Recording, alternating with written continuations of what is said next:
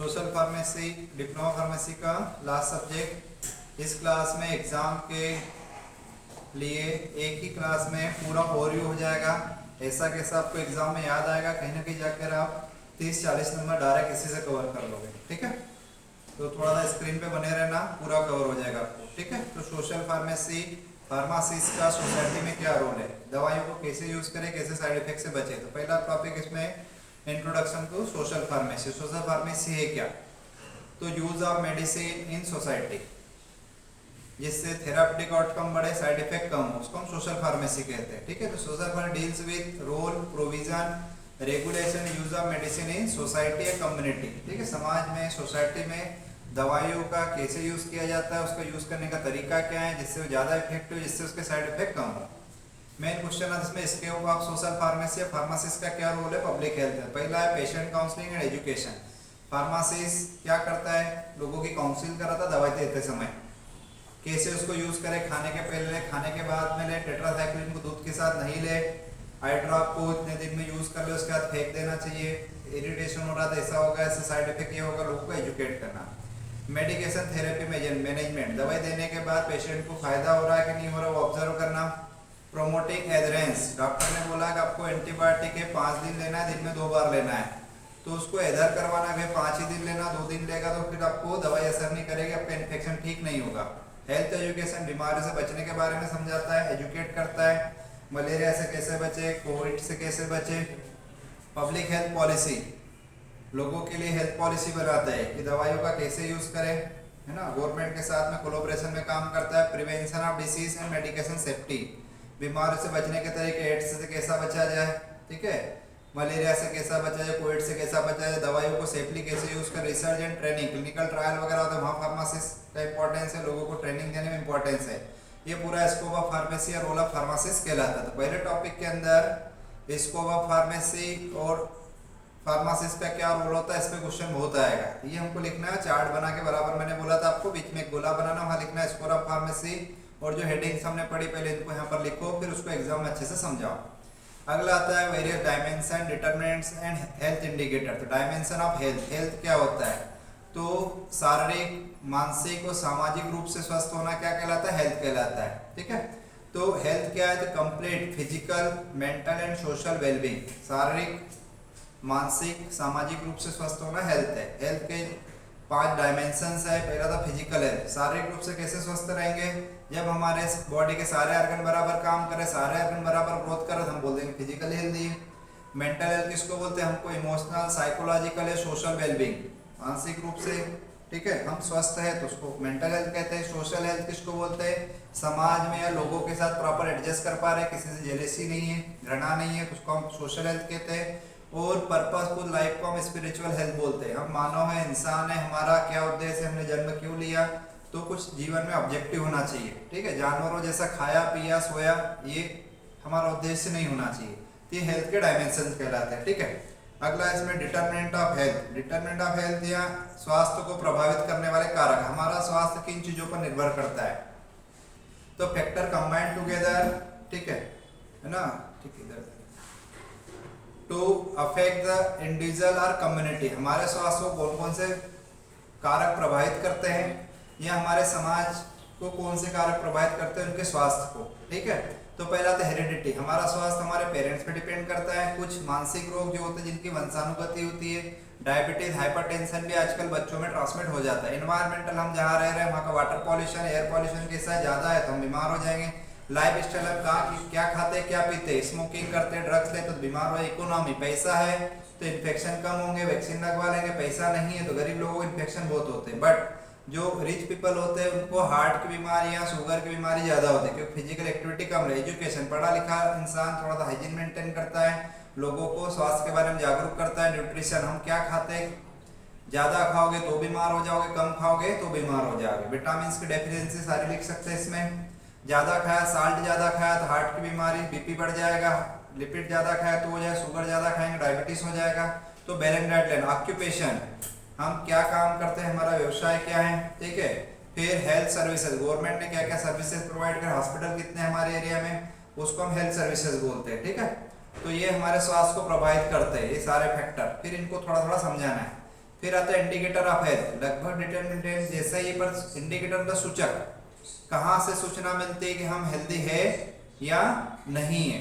ठीक है, इंदौर के लोग ऐसा समझ लो कि it assess the health of community and also compare the health status of one community with another community. For example मैं बोल दूं कि गुजरात के लोग और ये बिहार के लोग, अब किनका स्वास्थ्य अच्छा है, बिहार के लोग, गुजरात के लोग, इंडिया के लोगों का कि पाकिस्तान के लोग, किस पे डिपेंड करता है, कहाँ से पता चलता है? पहला चल जाता है मोर्टिलिटी इंडिकेटर। मोर्टिलिटी का मतलब होता है डेथ रेट, मृत्यु दर से पता चल जाता है। आपने कोविड में देखा होगा कि रोज इतने मर रहे, वहां इतने ही मर रहे, तो जहाँ ज्यादा मर रहे वहां के लोगों का स्वास्थ्य अच्छा नहीं है। इसको मोर्टिलिटी इंडिकेटर। मोर्टिलिटी बहुत सारे प्रकार की होती है, बच्चों के मरने की दर, प्रेगनेंसी के समय महिलाओं के मरने की दर, बूढ़े के लोगों के मरने की दर, डिसीज स्पेसिफिक मोर्टिलिटी, कोविड में मरने वाले लोगों की रेट, टाइफाइड से मरने वाले लोग, मलेरिया से मरने वाले, डेंगू से, ये मोर्टिलिटी, मतलब जहाँ ज्यादा मर रहे मतलब वहाँ के लोगों का स्वास्थ्य अच्छा नहीं है। सूचना मिलेगी हमको, तो सूचक। मोर्बिडिटी मतलब बीमारी होने की दर, यहाँ पता चल, ऊपर वाले में बोले कोविड से कितने मरे, सेकंड में बोलेंगे कि कोविड के केस कितने हैं,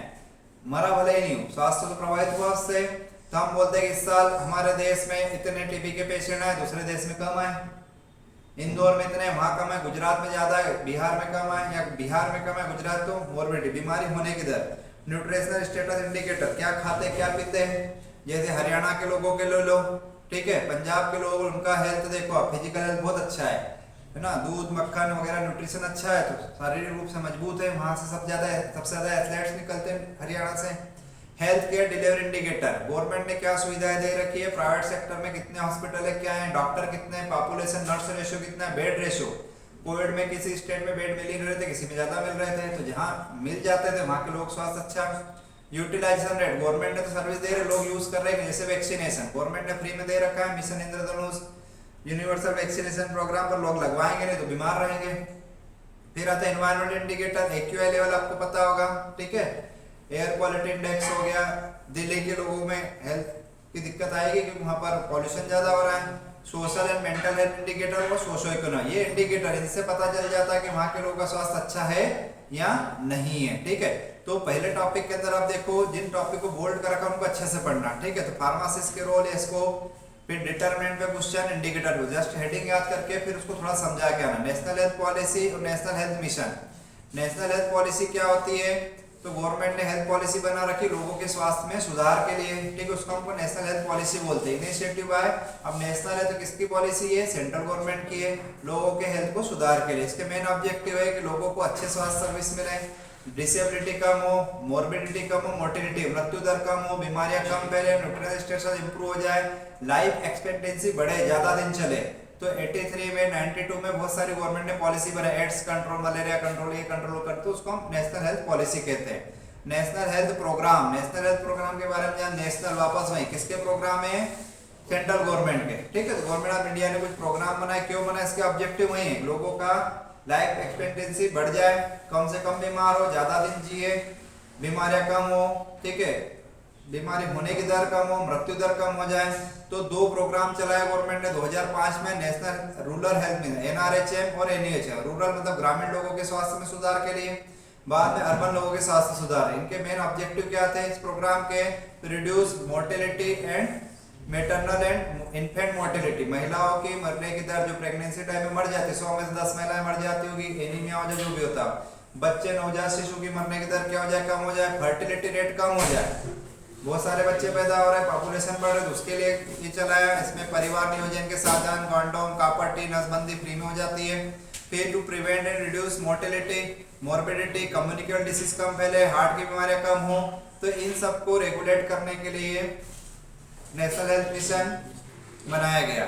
इस मिशन को फुलफिल किसके थ्रू किया, तो जननी शिशु सुरक्षा योजना, जननी और शिशु, बच्चे की और माँ को दोनों को फायदा हो जाए। राष्ट्रीय बाल कार्यक्रम, स्वास्थ्य कार्यक्रम, आरबीएस के बोलते हैं इसको, डायलिसिस प्रोग्राम, आयुष्मान भारत, प्रधानमंत्री जन आरोग्य योजना, इन सब योजनाओं के थ्रू क्या किया है, सस्ता इलाज सबको मिले, गरीब को मिले, सब लोग अच्छे हो जाए, स्वस्थ रहे, तो ये नेशनल हेल्थ प्रोग्राम कहलाते हैं। ठीक है, तो अब देखो, यदि कोई पेपर बनाएगा तो इसमें कितने टॉपिक है, इनमें से कोई 2 या 3 टॉपिक पूछे जाएगा एग्जाम में, 8-8 नंबर के, तो 16 नंबर का चैप्टर हो गया पहला हमारा। 16 में से अब जिन टॉपिक को बोल्ड किए इनको थोड़ा अच्छे से पढ़ो, बहुत ज्यादा नहीं आता, कम से कम उसमें 5-5 हेडिंग याद कर लो, उसको अपनी लैंग्वेज में थोड़ा सा समझा के आओ, 0 नंबर नहीं आएंगे आपको। तो पहला हो गया दूसरे टॉपिक के अंदर देखो आपको कितने टॉपिक है उसके अंदर, बहुत सारे हैं। इतने सारे टॉपिक में भी ज्यादा से ज्यादा 16 नंबर के क्वेश्चन आने हैं, 8 से 6 नंबर के। पहला था डेमोग्राफी एंड फैमिली प्लानिंग क्या होता है, ब्रेस्ट फीडिंग क्या है, इम्यूनिटी वाला सिस्टम आ गया पूरा। तो पहले डेमोग्राफी और फैमिली प्लानिंग किसको, डेमोग्राफी मतलब जनसंख्या के बारे में पढ़ना समझना डेमोग्राफी कहलाता है। तो scientific study of human population, Indore में रहने वाले लोगों की स्टडी करी, इंडिया में रहने वालों की, बिहार में किसी स्टेट में किसी स्पेसिफिक एरिया में क्या चेंज इन पॉपुलेशन है, हमारे देश की पॉपुलेशन बढ़ रही है घट रही है स्थिर है। कंपोजिशन ऑफ पॉपुलेशन, मेल कितने फीमेल कितने, बच्चे कितने बूढ़े कितने जवान कितने हैं, पॉपुलेशन डेंसिटी कितने एरिया में कितने लोग रहते हैं। मुंबई में बहुत सारे लोग रहते हैं छोटी सी जगह में, बाकी जगह कम रह रहे हैं। माइग्रेशन कहाँ से किधर जा रहे हैं, गांव से शहर में, हमारे देश से दूसरे शहर में। ये सब पढ़ना समझना क्या कहलाता है, डेमोग्राफी कहलाता है। किसी भी देश की जनसंख्या कभी भी स्थिर नहीं रहती, वो कहीं ना कहीं कुछ साइकिल से पास होती है, उसको हम बोलते हैं डेमोग्राफिक साइकिल। तो पहला स्टेज होता है first stage high stationary pace.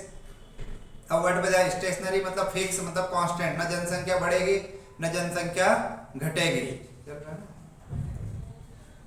Recording हो रहा ना, ठीक है। जनसंख्या ना तो बढ़ेगी न घटेगी, ठीक है।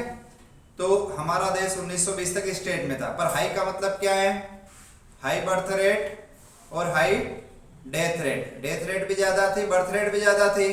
बर्थ रेट क्यों ज्यादा थी, एक एक परिवार में 10-10 12-12 बच्चे थे, परिवार नियोजन के साधन नहीं थे, नसबंदी कंडोम कोई नहीं जानता था, खूब बच्चे पैदा, पर महामारियां होती थी, दवाइयां नहीं थी, वैक्सीन तो मरते भी खूब थे, जनसंख्या फिक्स रहती थी। स्टेशनरी मतलब फिक्स एक जगह हो रहे, यहाँ लो स्टेशनरी। लो स्टेशनरी का मतलब क्या है, यहाँ भी फिक्स रहेगी बट लो, यहाँ बर्थ रेट भी कम और डेथ रेट भी क्या हो गई, कम होगी। जैसे जो डेवलप्ड कंट्री है बहुत सारी, वहां पर बच्चे ही लोग पैदा कर रहे हैं, एक ही कर रहे हैं। फिर दूसरा डेवलप्ड कंट्री, दवाइयां आ गई, सब चीजें आ गई, तो मरते भी कम, तो फिक्स है। फिर आता है second stage early expanding. Expanding मतलब बढ़ना, ठीक है, और स्टेशनरी मतलब फिक्स। तो हमारा देश और बहुत सारी डेवलपिंग कंट्रियां कहाँ चल रही है, एक्सपेंडिंग, है जनसंख्या बढ़ती जा रही है। लेट एक्सपेंड अभी भी बढ़ रही है, हमारा देश अब यहाँ पर आ गया है। थोड़ी सी डेथ रेट कम हुई है, डेथ रेट तो बहुत कम हुई, पर बर्थ रेट अब कम हुई थोड़ी सी, अभी तक कम नहीं थी। और डिक्लाइन, डिक्लाइन में जनसंख्या क्या हो जाएगी, कम हो जाएगी। तो बहुत सारे देशों की जनसंख्या घटती जा रही है, मतलब यहाँ की जो बर्थ रेट है वो कम है, बट डेथ रेट क्या है, थोड़ी सी ज्यादा है, मर ज्यादा रहे पैदा कम हो रहे हैं, ठीक है, जनसंख्या घट जाएगी। इन 4 साइकिल की हेडिंग याद रखना, एक एक दो एग्जाम्पल इसको समझाना है। फैमिली प्लानिंग किसको बोलते हैं, परिवार नियोजन के साधन है ना।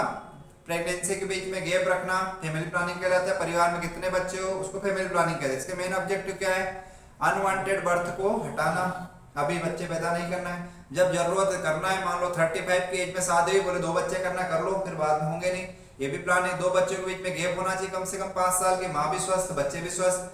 फिर बच्चों की मृत्यु दर कम हो जाए, माँ की मृत्यु दर कम हो जाए। तो इन्फेंट मोर्टेलिटी मोर्बिलिटी कब कम होगी, यदि 1.5-2 साल में बच्चे पैदा हो जाएंगे तो कमजोर बच्चे पैदा होंगे, माँ भी कमजोर रहेगी, उनको बीमारियां हो जाएगी, वो मर जाएंगे। देख गैप होना चाहिए। और पॉपुलेशन कंट्रोल के लिए हमको प्लानिंग करना चाहिए, परिवार में कितने बच्चे होना उसके हमको प्लानिंग करना पड़ेगी। कौन कौन सी मेथड है, उनको हम कॉन्ट्रासेप्टिव मेथड है, बेरियर मेथड बोलते हैं, जो प्रेगनेंसी को अवॉइड करने में मदद करती है। पहला आता है टेम्परेरी मेथड, तो barrier method, condom, copper T वगैरह इनका यूज करो, डायफ्राम वगैरह, इंट्रायूटेरिन गर्भाशय में रखने वाले डिवाइस। फिर हार्मोनल पिल, ओरल कॉन्ट्रासेप्टिव पिल, ओसी बोलते हैं, गर्भ निरोधक गोलियां। 3 प्रकार की पिल होती है, कंबाइंड पिल, सीक्वेंशियल, प्रोजेस्टेरॉन। कंबाइंड पिल में एस्ट्रोजन और प्रोजेस्टेरॉन रोज खाना है, कब, 5वें दिन से 25वें दिन तक।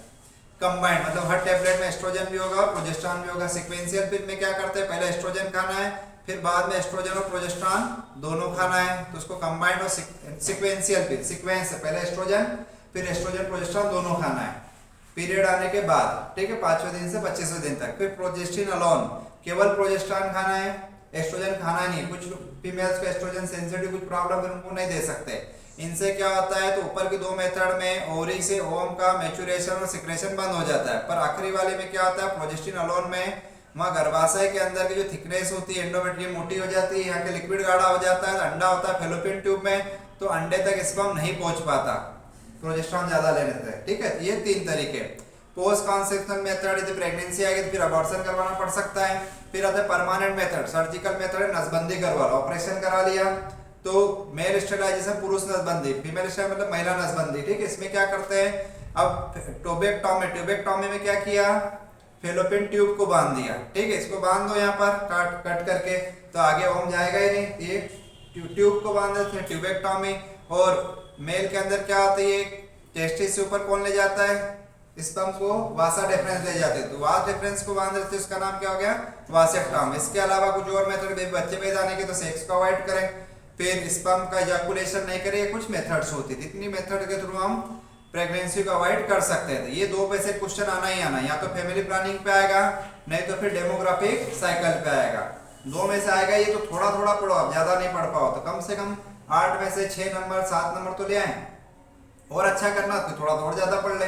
तो ये फैमिली प्लानिंग। और अगला इसमें ब्रेस्ट फीडिंग। ब्रेस्ट फीडिंग क्या होता है, माँ का दूध ह्यूमन मिल्क बच्चे को पिलाना क्या कहलाता है, ब्रेस्ट फीडिंग कहलाता है। माँ के दूध में क्या क्या होता है, तो वाटर, प्रोटीन, फैट, कार्बोहाइड्रेट वगैरह सब होता है। एक बच्चे को जो चीजें रिक्वायर्ड होती है वो सब चीजें उसके अंदर होती है, उसको हम बोलते हैं कंपोजिशन ऑफ मिल्क। इनको अलग अलग लाइन में लिखना है एग्जाम में। एंटीबॉडीज होती है, इम्यूनोग्लोबुलिन, खास करके आईजीए होता है जो बीमारियों से बचाता है। बच्चे को क्या फायदा है, तो बच्चे की प्रॉपर ग्रोथ अच्छी होती है, डेवलपमेंट बराबर होता है, उसको इन्फेक्शन नहीं हो पाते हैं, ठीक है, हार्ट की बीमारियां नहीं होती, मोटापा नहीं बढ़ता यदि माँ का दूध अच्छे से पिया है, ठीक है।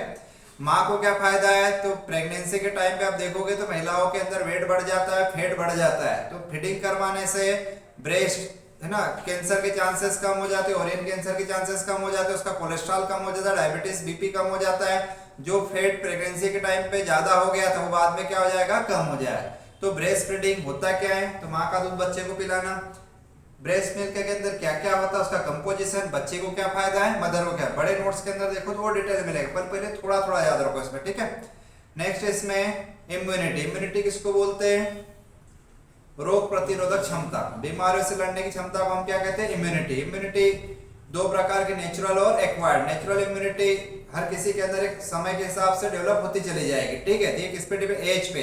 एज में क्या एग्जांपल याद रखना है आपको, जो 2 से 5 साल के बच्चे होते हैं इनको डिप्थेरिया बहुत होता है, पर एडल्ट को नहीं होता है, कि हम बड़े हो जाएंगे अपने आप इम्यूनिटी है। रेस अलग अलग एरिया में रहने से इम्यूनिटी आ जाती है, जैसे निग्रोस को येलो फीवर नहीं होता, हमको हो जाता है। स्पेसीज, कुछ बीमारियां जानवरों को होती, हमें नहीं होती, कुछ हमें होती, जानवरों को नहीं होती। जैसे टाइफाइड हमको होता है पर जानवरों को नहीं हो रहा है। इंडिविजुअल, इंसानों में भी हर किसी की इम्यूनिटी कुछ बीमारियों से लड़ने का अलग, जैसे सर्दी खांसी से लड़ने की क्षमता, कोई बारिश में बहुत जल्दी बीमार होता है, कोई देर से होता है।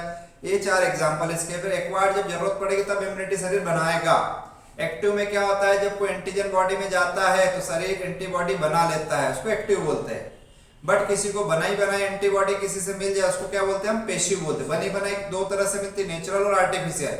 नेचुरल का एग्जांपल याद रखना, जब माँ बच्चे को जन्म देती है तो उसको क्या कर देती है, एंटीबॉडी बना के दे देती है, तो उसको 1 महीने तक इन्फेक्शन बहुत ही कम होते हैं। अब एक बार बड़े नोट्स से पढ़ो, फिर यहाँ जाके देखो तो आपको झट से आपका दिमाग चलने लगेगा। जो घर से थोड़ा पढ़ के उसको बहुत जल्दी समझ में आ रहा होगा अभी। तो ये नेचुरल है, बच्चे के शरीर ने मेहनत नहीं की है, उसको वहां से बनी बनाई मिली तो पेशिव, खुद बनाए तो एक्टिव। तो ये नेचुरल है। दूसरा आर्टिफिशियल, आपने कोविड में देखा प्लाज्मा थेरेपी, ये इंसान कोविड से ठीक हो गया, इसके शरीर ने एंटीबॉडी बना लिया, दूसरे को कोविड हुआ, इससे एंटीबॉडी निकाल के हमने इसको चढ़ाया आर्टिफिशियल तरीके से, इसका कोविड भी ठीक हो जाएगा, इसको आर्टिफिशियल कहते हैं। अब एक्टिव में आओ, एक्टिव के 2 तरीके, नेचुरल और एक्वायर्ड। नेचुरल में क्या हो रहा है, हमें जाने अनजाने को इन्फेक्शन होता है, उसके बाद हम धीरे धीरे ठीक भी हो जाते हैं। ये एक्टिव, हमारे शरीर ने खुद बैक्टीरिया वायरस अपने आप गया, खाने पीने में शरीर बीमार हुआ, उससे लड़ लिया, वो कुछ दिनों तक बीमारी फिर से नहीं होती। ये नेचुरल एक्टिव। आर्टिफिशियल में क्या होता है, किसी इंसान को हम वैक्सीन लगवाते हैं, तो वैक्सीन के अंदर एंटीजन होता है, जबरदस्ती शरीर में डाला, उसको देख देख कर शरीर ने एंटीबॉडी बना लिया, आर्टिफिशियल है। फिर आते हैं immunological product for active immunization, ठीक है। तो हम वैक्सीन लगवाते हैं, बैक्टीरियल वैक्सीन कौन से, बीसीजी, कोलेरा, पर्टुसिस का। इसमें या तो मरा हुआ बैक्टीरिया होगा, मतलब या तो बैक्टीरिया का टॉक्साइड होगा, ठीक है। तो बीसीजी का वैक्सीन किसके लिए लगाते हैं, हम टीबी से बचने के लिए। टीबी के वैक्सीन जो आता है बीसीजी के, उसमें टीबी का ही बैक्टीरिया पर कैसे एटेन्यूएटेड है, मतलब कमजोर है। फिर वायरल वैक्सीन कौन सा, पोलियो का, पोलियो के वैक्सीन में पोलियो का ही वायरस पर कैसा एटेन्यूएटेड है। टॉक्साइड, टॉक्साइड किसको बोलते हैं, बैक्टीरिया के अंदर से जो केमिकल निकला उसको हमने टॉक्सिन कहा। टॉक्सिन हमारे लिए नुकसानदायक है, बट इसके अंदर फिटकरी, एलम या फार्मेल्डिहाइड मिलाने पर ये कैसा हो जाता है, टॉक्साइड में कन्वर्ट हो जाता है। टॉक्साइड हमको बीमार तो नहीं करता, पर टॉक्साइड शरीर में जाएगा तो एंटीजन का काम जरूर करेगा। ये एंटीजन का काम करेगा तो शरीर एंटीबॉडी क्या कर लेगा, बना लेगा। फिर पेसिव इम्यूनाइजेशन, जैसे किसी को टिटनस वगैरह का एंटीटॉक्सिन लगवाना पड़ता है, रेबीज में एंटी सीरम लगवाते हैं हम, ठीक है। और हार्मोनल ह्यूमन नॉर्मल इम्यूनोग्लोबिन, ये लोगों को चढ़ाया जाता है बीमारियों को ट्रीटमेंट में। पेसिव वाला कब देते हैं हम, ट्रीटमेंट में। और एक्टिव वाला कब देते हैं, प्रिवेंशन के लिए और कुछ बीमारियों की जांच में भी हमको इम्यूनोलॉजिकल प्रोडक्ट की जरूरत पड़ती है। ठीक है, तो पहला चैप्टर आप देखोगे, दूसरे वाला, ठीक है, दूसरे वाले में बहुत सारे demography, family planning, base spreading, immunity पे पूरा क्लासिफिकेशन कई बार एग्जाम में आता है। अब ये थोड़े तो छोटे छोटे टॉपिक है, इन जनरल आपने सबसे पढ़े हैं। वाटर पॉल्यूशन के बारे में सब जानते हो। वाटर पॉल्यूशन क्या होता है, तो contamination of domestic, due to domestic waste, domestic मतलब घरेलू, हमारे घर से जो गंदा पानी वो खराब कर दे, इंसेक्टिसाइड, फूड प्रोडक्ट, है ना, waste, organic waste, heavy metal, chemical, ये सब नदी तालाब में जाएगा उसको खराब कर देंगे, इसको बोलते वाटर पॉल्यूशन, जिससे वो पानी यूज करने लायक नहीं रहा। क्या कारण से वाटर पॉल्यूशन होता है, डोमेस्टिक सोर्स, घरेलू, जो शहर से गंदा पानी, इंडस्ट्रियल सोर्स, जो इंडस्ट्री से गंदा पानी निकलता है, रूरल एग्रीकल्चर, फर्टिलाइजर वगैरह, इंसेक्टिसाइड डाले वो, टॉक्सिक मेटल, रेडियो एक्टिविटी जो न्यूक्लियर रिएक्टर से निकलता है, ये सब क्या करते हैं, पानी को प्रदूषित करते हैं। सीवेज क्या होता है, जो गंदा पानी घर से शहर से निकलता है उसको हम सीवेज कहते हैं। ठीक है, sewage type of waste water produce by community, दो टाइप का, डोमेस्टिक और इंडस्ट्रियल, शहर से निकलने वाला गंदा पानी, इंडस्ट्री से निकलने वाला गंदा पानी। ठीक है, फिर आता है मेथड ऑफ सीवेज ट्रीटमेंट। ठीक है, जो सोशल निकला है तेरा, उधर के रूम में जाके पढ़ ले, लाइट चल रही है। सीवेज ट्रीटमेंट है ना, 10-15 मिनट बाद आ जाना। इसके ट्रीटमेंट के क्या क्या तरीके, सेडिमेंटेशन मेथड, एक बड़े से टैंक में गंदा पानी इकट्ठा करो तो सॉलिड नीचे बैठे, इसमें फिटकरी वगैरह मिला देते हैं। ठीक है, सेप्टिक टैंक, घर में सेप्टिक टैंक बना दिया, वो जो गंदगी डायरेक्ट बाहर नहीं जाएगी, बैक्टीरिया उसको पचा देगा। सैंड बेड, अब गांव में देखा जाए, घर के सामने गड्ढा खोद देते, उसमें रेत भर देते, पानी उससे पास होकर निकलता है, कुछ केमिकल डाल के हम कर सकते हैं। एयर पॉल्यूशन का, हवा का प्रदूषित होना, हवा का सबसे बड़ा पॉल्यूटेंट कौन सा है, कार्बन मोनोऑक्साइड। ठीक है, इसकी टॉक्सिसिटी होती है, हीमोग्लोबिन खराब हो जाता है, नाइट्रोजन ऑक्साइड, लेड वगैरह सब किन कारणों से होता है, इंडस्ट्री से जो धुआं निकलता है उससे, chlorofluorocarbon, human activity, waste deposition, जो कचरा गार्बेज सड़ता है उससे होता है। ठीक है, नेचुरल गैसेस भी जमीन से निकल रही है। ठीक है, ऑक्यूपेशनल इलनेस किसको कहते हैं, ऑक्यूपेशनल इलनेस किसको बोलते हैं, वर्क प्लेस पर के कारण जो बीमारियां हो जाए, ध्यान से सुनना इसको, वर्क प्लेस के कारण, हम जहां काम करते हैं वहां से बीमार हो जाते हैं, उसको ऑक्यूपेशनल इलनेस कहते हैं हम, है ना। Health condition result from the exposure to the hazardous substance और कंडीशन, हम जहां काम कर रहे हैं वहां से कुछ केमिकल शरीर में चले गए, यहाँ वहां का माहौल खराब है, ध्यान देना, वर्क प्लेस का माहौल खराब होने में ये आ जाता है occupational stress and mental health issue. आपके साथ वाले लोग आपके साथ कोऑपरेट नहीं करते तो आप मानसिक रोगी बन जाओगे। आपका बॉस आप पे ज्यादा प्रेशर डालता है, आपका वर्किंग टाइम उन्हें 40 आवर 48 आवर 2-2 3-3 दिन की ड्यूटी लगा, तो बीमार हो जाता है इंसान। ये होता है कंडीशन के कारण। उसके अलावा लंग्स डिसीज, स्किन डिसीज, ये कहां से होती है, ये पैथोलॉजी, हॉस्पिटल, क्लिनिक, वहां से छूने से बीमारियां हो जाए। ठीक है, जहां जांच होती है बीमारी की। फिर हियरिंग लॉस, बहरे कहाँ हो जाएंगे, जो यहाँ इंडस्ट्री में काम होता है, मशीनरी का काम होता है, आवाज आती रहती, बहुत ज्यादा शोर हो रहा है, इन्फेक्शन हो जाएंगे लैब में काम करने से इनमें, ये ऑक्यूपेशन, यहाँ पर बहुत सी प्रिकॉशन रखना पड़ेंगे तो बीमार हो जाओगे, इसको ऑक्यूपेशनल इलनेस कहते हैं। साइकोट्रोपिक सब्सटेंस किसको कहेंगे, जो साइकेट्रिक डिसऑर्डर है, मानसिक रोगों के ट्रीटमेंट में जो दवाइयां काम आती है उसको साइकोट्रोपिक बोलते हैं। इनके 3 प्रकार, एंजियोलाइटिक मतलब एंटी एंजाइटी, जो चिंता को कम करे, टेंशन को कम, बार्बिटूरेट, बेंजोडाइजापिन, न्यूरोलेप्टिक मतलब पागलपन की दवाई, एंटीसाइकोटिक, प्रोमाजिन, क्लोरप्रोमाजिन, हेलोपेरिडोग्राम, एंटी डिप्रेसेंट, डिप्रेशन को ठीक करे, क्लोरजाइमिप्रामिन, डेसिमिप्रामिन। ठीक है, नार्कोटिक्स क्या होता है, जो सीवियर पेन में दी जाती है, छोटा मोटा पेन होता है एस्पिरिन डाइक्लोफेनेक से ठीक हो जाता है, पर सीवियर पेन में क्या देते हैं हम, नार्कोटिक्स देते हैं। 3 प्रकार के नेचुरल जो हमको प्राकृतिक सोर्स है, मार्फिन, कोडीन हो गया, सेमी सिंथेटिक जिससे बनाया जाता है, हेरोइन जो होता है मार्फिन से 10 गुना ज्यादा असरदार है, तो इसको डाइएसिटाइल मार्फिन भी कहते हैं, और सिंथेटिक जो पूरे लैब में बना ली, सबको एक साथ नार्कोटिक या ओपाइड्स कहा जाता है। इनके साइड इफेक्ट क्या है और ना यूज क्या है, तो यूज तो ये पेन के लिए देते हैं, फिर कफ सप्रेसेंट भी है, इनमें समय use pre operative, post operative, surgery में भी दिया जाता है दर्द को कम करने के लिए। ज्यादा डोज हो जाएगा तो लोगों को एडिक्शन हो जाता है, एक तो पहले ज्यादा डोज होने से फेफड़े काम करना बंद कर देते, नोजिया, मूड स्विंग होना, किसी का मर्डर कर दे, लत लग जाए, गड़बड़ हो जाती है। तो इनके ट्रीटमेंट जो दवाइयां दी जाती है उसको हम क्या बोलते हैं, नार्कोटिक एंटागोनिस्ट बोलते हैं, नेलोक्सिन, नेल्ट्रोक्सिन, नेलोफ्रिन दिया जाता है इसमें। ठीक है, फिर आता है ड्रग मिसयूज, दवाइयों का गलत तरीके से यूज करना क्या कहलाता है, ड्रग मिसयूज कहलाता है। भाई जो दवाई हमको लिखी नहीं वो भी खा रहे हैं हम, उसका डोज गलत ले लिया, डॉक्टर ने एक टेबलेट हम 2-2 खा रहे हैं, या 2 टाइम लेने का बोला था, एक ही टाइम लिया, टाइम गलत है, खाली पेट लेना था, खाना खाने के बाद ले रहे हैं। ठीक है, 1-2 डोज लेना भूल गए हम, तो ये मिसयूज कहलाता है। ड्रग एब्यूज मतलब जो इलीगल सब्सटेंस जैसे मार्फिन, कोकेन वगैरह इनका यूज करना क्या कहलाता है? ड्रग एब्यूज कहलाता है। कैसे बचे उससे? तो इस टाइप के लोगों की काउंसलिंग कराना पड़ेगा, डिटॉक्सिफाई करना पड़ेगा, उसको कम नशे वाली दवाई देते धीरे धीरे, ठीक है। बिहेवियरल थेरेपी साइकेट्रिक को दिखाना पड़ता है। नशे का, इन हैबिट्स का हमारे समाज पर क्या प्रभाव होता है, इसको बोलते social impact of this habits. तो लोग मानसिक रोगी हो जाते हैं, सुसाइड कर लेते, किसी का मर्डर कर दे, नशे में किसी का एक्सीडेंट कर दे, मानसिक रोगी बन जाएगा, डिप्रेशन, सुसाइडल थॉट्स आएंगे, मेमोरी कमजोर हो जाएगी, परिवार में भूखमरी, गरीबी बढ़ेगी, फाइनेंशियल लॉस भी होगा, कॉलेज जाना बंद कर देगा, नंबर कम हो जाएंगे, फेल हो जाएगा, ठीक है। ड्रग डिपेंडेंसी क्या होता है? ड्रग की लत लग जाना क्या कहलाता है? Drug dependency. फिजिकल और साइकोलॉजिकल। फिजिकल में एक्चुअल में यदि आप दवाई कोई छोड़ दोगे तो आपको शरीर में बुखार आ जाएगा, सर दर्द करेगा, पेट साफ नहीं होगा, इसको फिजिकल डिपेंडेंसी बोलते हैं। बट साइकोलॉजिकल डिपेंडेंसी में ऐसा नहीं होता, ये बस उसको अच्छा लगे इसलिए दवाई ले रहा है। Social impact of alcohol and tobacco, इनका समाज पे क्या प्रभाव है? सीधी सी बात है, हेल्थ कॉन्शियस है ना। अल्कोहल से क्या हो जाएगा? लीवर खराब हो जाएगा, किडनी खराब हो जाएगी, ठीक है। तंबाकू से लंग्स कैंसर हो जाएगा, ठीक है, माउथ कैंसर हो जाएगा, एडिक्शन हो जाएगी, लत लग जाएगी। ड्राइविंग, नशा करके लोगों का एक्सीडेंट कर देता है लोग। वायलेंस एंड क्राइम, घर में लड़ाई झगड़े करता है, लोगों से लड़ाई करता है, किसी का मर्डर कर दे। फिर सोशल डिसइंटीग्रेशन, समाज से हट जाता है समाज वाले, और अंडर एज ड्रिंकिंग करने से बच्चे पढ़ाई लिखाई वगैरह सब छोड़ देते हैं, ठीक है। तो ये हुआ हमारा सेकंड टॉपिक पूरा यहाँ तक। बहुत सारे टॉपिक है, क्या पता इसमें से 16 नंबर के क्वेश्चन आएंगे, क्या पूछ रहे हो 8-8 नंबर में। तो हमने 4 टॉपिक 2 टॉपिक छोड़ दे, पता चलो इसी पे क्वेश्चन आ गया। तो 2-3 टॉपिक बहुत अच्छे से करना है, 2-4 टॉपिक के कुछ हेडिंग्स याद रखना है कि कुछ भी आएगा मैं 8 में से 4-6 नंबर तो ले ही आऊंगा। ऐसी तैयारी होना चाहिए, कोई भी टॉपिक ब्लैंक नहीं हो कि मैं लिख ही नहीं पाऊँ, ठीक है, क्योंकि क्वेश्चन बहुत सारे बनते हैं इसमें, ठीक है। थर्ड टॉपिक है nutrition and health, nutrition and health, ठीक है। सीधी सी बात है, नाम न्यूट्रिशन एंड हेल्थ बोल दिया, जिसमें प्रोटीन, कार्बोहाइड्रेट, लिपिड, विटामिन वगैरह सब है, विटामिन वगैरह सब आ जाएंगे, ठीक है। तो न्यूट्रिशन किसको बोलते हैं? Science of food and their relationship with health. भोजन के बारे में, फूड के बारे में पढ़ना समझना न्यूट्रिशन कहलाता है। अब न्यूट्रिशन कितने प्रकार का? रिक्वायरमेंट के हिसाब से मैक्रो और माइक्रो। जिसको हमारे शरीर को जिसकी ज्यादा क्वांटिटी की जरूरत हो तो उसको मैक्रो न्यूट्रिएंट, मैक्रो मतलब बड़ा ज्यादा, तो प्रोटीन, फैट, कार्बोहाइड्रेट हमको ज्यादा चाहिए तो मैक्रो।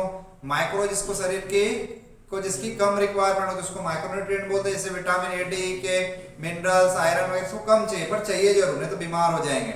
सोर्स के हिसाब से प्लांट से, वेजिटेबल से मिल रहा है, और एनिमल से, एनिमल से क्या मिलता है हमको? अंडा, मांस, मछली, और वेजिटेबल से फ्रूट्स वगैरह सब प्लांट सोर्स हो गए। केमिकल नेचर के हिसाब से प्रोटीन, कार्बोहाइड्रेट, लिपिड, विटामिन, ये सब केमिकल क्लासिफिकेशन, ठीक है। अब फाइबर क्या होते हैं, विटामिन क्या होते हैं, चलो पहले फाइबर पे आ जाओ फिर विटामिन से बता। फाइबर क्या है? ऐसे केमिकल जिसको हम आसानी से नहीं पचा सकते, can not be completely broken down by human digestion, उसको फाइबर कहते हैं। कम पचाएंगे तो वो आंतों में रहेगा, वो हमारे अच्छे बैक्टीरिया का खाना बन जाएगा।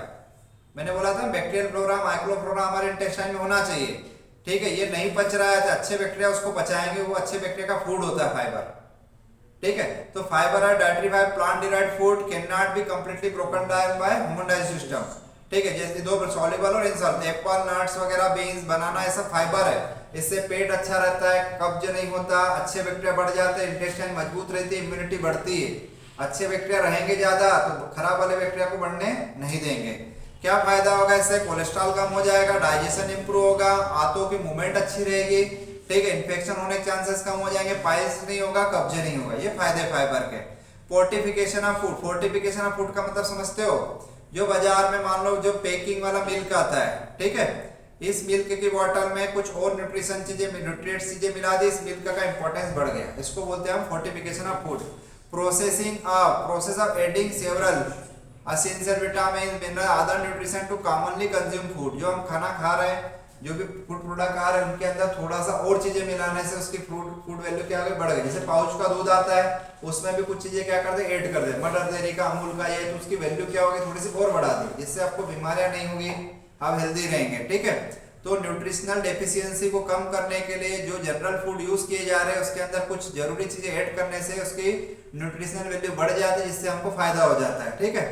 क्या क्या मिला तो पर्पस क्या है, तो टू एड्रेसिंग न्यूट्रिशनल डेफिशिएंसी। जैसे फॉर एग्जांपल आप साल्ट खाते हैं, नमक क्यों खा रहे हैं?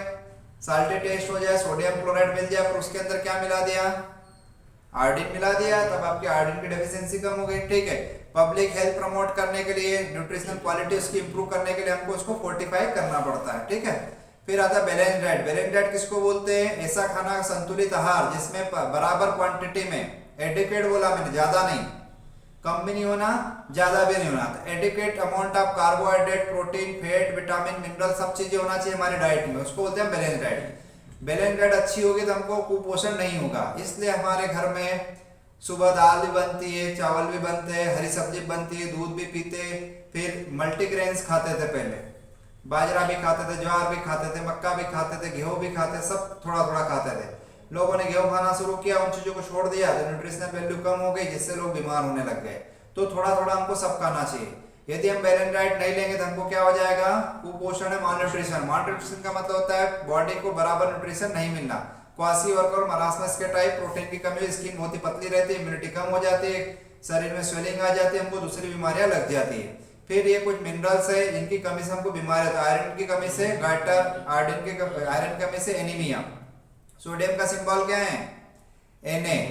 तो हाइपोनेट्रेमिया, हाइपो मतलब कमी, हाइपर मतलब ज्यादा, तो सोडियम का कम हो जाना, सोडियम का बढ़ जाना। पोटेशियम का सिंबल क्या है, K, तो हाइपोकैलेमिया, हाइपरकैलेमिया। कैल्शियम का C है, तो हाइपरकैल्शियमिया और हाइपोकैल्शियमिया। विटामिन में क्वेश्चन बहुत बड़ा आता है, ये शॉर्टकट तरीका, फिर डिटेल में कैसे पढ़ना सिखा रहा हूं मैं। विटामिन क्या होता है, ऑर्गेनिक कंपाउंड होते हैं, शरीर की ग्रोथ के लिए स्मॉल क्वांटिटी में बहुत ही जरूरी होती है। खाना कम है पर खाना पड़ेगा, नहीं तो हम बीमार हो जाएंगे। दो प्रकार के विटामिन हो गए, लिपिड सॉल्युबल और वाटर सॉल्युबल। लिपिड सॉल्युबल में कौन से आ जाएंगे, ADE के, ये उसका केमिकल नेम और इसकी बीमारी, उसकी कमी से कौन सी बीमारी होती है। ए आंखों के लिए जरूरी, इसलिए इसका नाम क्या हो गया, रेटिनॉल। इसकी कमी से आंखों की प्रॉब्लम हो जाएगी। डी को कैल्सिफेरॉल इसलिए बोलते हैं कि हमारे शरीर में विटामिन डी नहीं है तो हम कितना भी कैल्शियम खाएं हमारे शरीर में कैल्शियम एब्जॉर्ब नहीं होगा। विटामिन डी कैल्शियम के एब्जॉर्प्शन को क्या करता है, बढ़ाता है। इसकी कमी होगी तो कैल्शियम की कमी, कैल्शियम की कमी तो हड्डियां कमजोर, तो बच्चों में कम होगा तो रिकेट्स, बड़ों में हो तो ओस्टियोमेलेशिया बोलते हैं। ई अल्फा टोकोफेरॉल बोलते हैं, इसकी कमी से स्टेरिलिटी आ जाती है, बच्चे पैदा नहीं होंगे, मसल कमजोर हो जाएगी। विटामिन के फाइनोक्विनोन, ये ब्लड के अंदर प्रोथ्रोम्बिन बनाने का काम करता है लीवर में जाकर, यदि इसकी कमी है तो प्रोथ्रोम्बिन कम होगा, प्रोथ्रोम्बिन कम हुआ तो ब्लड पतला हो जाएगा, ब्लीडिंग होने लगेगी। तो एडीए के लिपिड में फैट में घुलता है। अब वाटर सॉल्युबल में बी कॉम्प्लेक्स आता है और सी, तो सी के बारे में जानते हैं, इसको स्कॉर्बिक एसिड भी कहते हैं। इसकी कमी से स्कर्वी है ना, गम ब्लीडिंग, मसूड़ों से खून आना, हेयर लॉस होना, स्किन कमजोर हो जाना और बहुत सारी दूसरी प्रॉब्लम भी हो जाएगी। विटामिन सी बहुत अच्छी चीज है, ये यूरिनरी एंटीसेप्टिक भी, इसको खाने से आपको किडनी की बीमारियां कम होगी। विटामिन सी खाओगे तो आयरन का एब्जॉर्प्शन भी बढ़ाता है। विटामिन सी हमारे मसूड़ों को मजबूत रखता है, जिससे ब्लीडिंग नहीं होती, ठीक है, गम्स की प्रॉब्लम नहीं होती।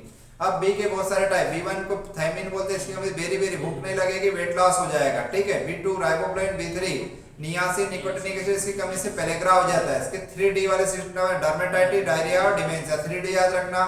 B9 B12 की कमी से फोलिक एसिड और साइनोकोवन, इससे एनीमिया हो जाता है, ठीक है। और बायोटिन तो आप जानते होंगे ना, बहुत सारे हेयर ऑयल के अंदर बायोटिन होता है, ठीक है, ये हेयर लॉस को रोकता है, इसकी कमी से गंजा हो जाएगा, ठीक है। और पायरिडॉक्सिन जो होता है हमारे नर्व सेल को मजबूत करता है, इसकी कमी से न्यूरोपैथी, नर्व सेल कमजोर हो जाएगी, बच्चों के अंदर झटके आना, कन्वर्जन होना।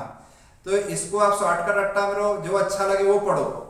एग्जाम में लिखने के लिए विटामिन का पूरा ऐसा चार्ट दिया मैंने आपको, इसको ऐसा पढ़ लो और एग्जाम में ऐसा लिख दो, एक पेज पे एक विटामिन हो जाएगा। Vitamin a chemical name retinol. Vitamin A कहाँ से मिलता है, तो ये सब फैट सॉल्युबल है। जनरली एडी के आपको अंडा मांस मछली, अंडा मांस मछली, जानवरों के अंदर सारे विटामिन होते हैं मैक्सिमम, ठीक है, तो सब मिलेगा। विटामिन सी आपको साइट्रस फ्रूट्स में मिलेगा और बी वाले सारे आपको दूध में, अंडे में, ठीक है, फ्रूट्स में मिलेंगे। तो सोर्स सबका याद हो गया। डेफिशिएंसी यदि मालूम है तो फंक्शन अपने आप पता हो जाएगा। आंख की प्रॉब्लम होगी तो ये आंखों के अंदर रोडोप्सिन बनाने का काम करता है, फिर इम्यूनिटी को बढ़ाना, ग्रोथ को रेगुलेट करना, घाव को भरना है, मैक्सिमम विटामिन करते हैं। तो केमिकल नेम और डेफिशिएंसी रट्टा मारना है, बाकी लगभग सेम है सब में, ठीक है। तो ये चार्ट यहाँ से देखना और वहां से थोड़ा सा शॉर्टकट चार्ट याद रखना। कहाँ से, यहाँ से। पूरा एक साथ पढ़ने जाओगे, थ्योरी पढ़ोगे तो कुछ भी नहीं याद रहेगा, ठीक है। ये सारे विटामिन का शॉर्टकट तरीका है इसमें, ठीक है।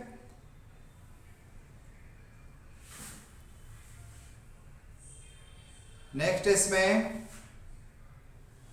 पानी का हमारे शरीर में क्या इंपॉर्टेंस है, तो पानी का इंपॉर्टेंस तो चार वर्ड तो यहाँ याद रहेगा। ब्लड के फंक्शन आपने पढ़े ना HAP में, ब्लड मतलब पानी से मिलके बना है, तो ब्लड क्या करता है, न्यूट्रिशन का ट्रांसपोर्ट का, हमने खाना खाया यहाँ से पेट से हाथों से उठाकर पूरे बॉडी में ले जाता है, हाथ पेट से वेस्ट को कहाँ लेके आएगा, किडनी तक। एंडोक्राइन हार्मोन पिट्यूटरी ग्लैंड ने हार्मोन छोड़ दिया, पूरे शरीर में कौन ले जाएगा, blood.